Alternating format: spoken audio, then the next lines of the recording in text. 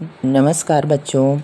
आइए बच्चों, अब हम अंतर्राष्ट्रीय संगठन नामक अध्याय से ही विश्व बैंक या अंतर्राष्ट्रीय पुनर्निर्माण एवं विकास बैंक, इसे विकास बैंक भी कहा जाता है, तो आइए इसके बारे में हम जानें।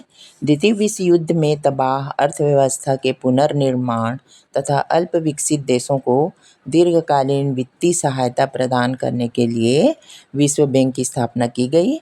विश्व बैंक विकास पर बल देता है, जबकि मुद्रा कोष स्थायित्व पर बल। आइए अब हम जानें विश्व बैंक की कार्यप्रणालियाँ एवं कार्य। विश्व बैंक के प्रमुख कार्य निम्नलिखित हैं। पहला, विकास योजनाओं हेतु ऋण देना। दूसरा, पूंजी में प्रत्यक्ष ऋण। तीसरा, भुगतान की मुद्रा। चौथा, ब्याज। पांचवा, तकनीकी सहायता एवं आर्थिक समस्याओं का समाधान। छठवां, ऋण का दिया जाना तथा उसका उपयोग। सातवां, ऋण की सीमा। तो आइए हम पहले पॉइंट को जानते हैं। पहला पॉइंट, विकास योजनाओं हेतु ऋण।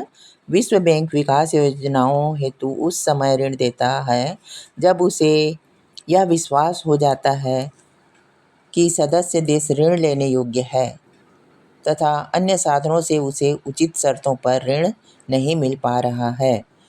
दूसरा, पूंजी में से प्रत्यक्ष ऋण। विश्व बैंक अपनी पूंजी में से प्रत्यक्ष रूप से ऋण देता है। अनेक बार यह उधार ली गई पूंजी में से भी ऋण देता है। यह अपनी गारंटी पर भी ऋण दिला सकता है। तीसरा है भुगतान की मुद्रा।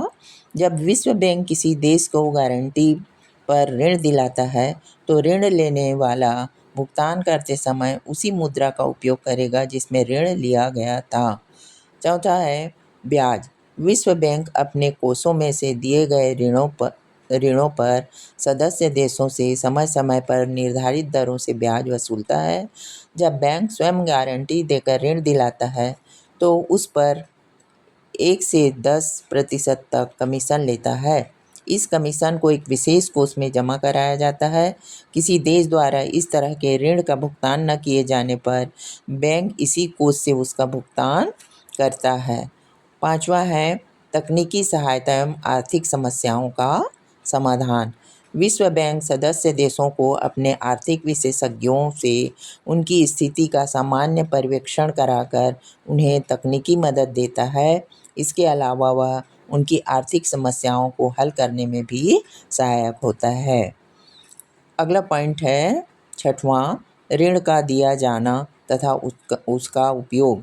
विश्व बैंक द्वारा दिए गए ऋण की राशि संबंधित देशों के केंद्रीय बैंक में जमा की जाती है।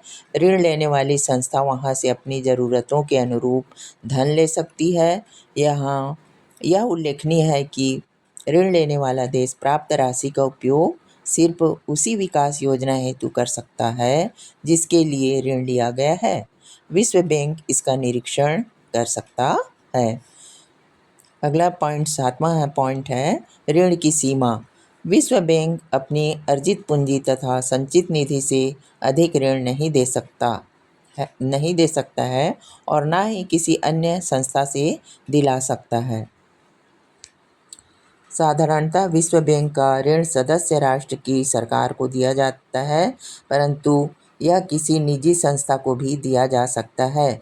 यदि ऋण मांगने वाले देश को सरकार द्वारा उस ऋण की गारंटी ली जाए।